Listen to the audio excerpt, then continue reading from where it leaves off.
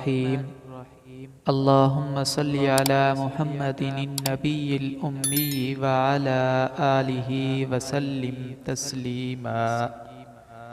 رسول اللہ صلی اللہ علیہ وسلم کی عبادت کا منظر۔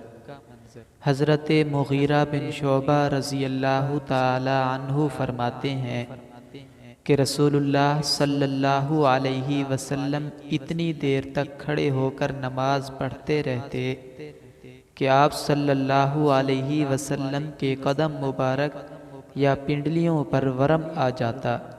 جب آپ صلی اللہ علیہ وسلم سے اس کے متعلق کچھ عرض کیا جاتا تو فرماتے، کیا میں اللہ کا شکر گزار بندہ نہ بنوں؟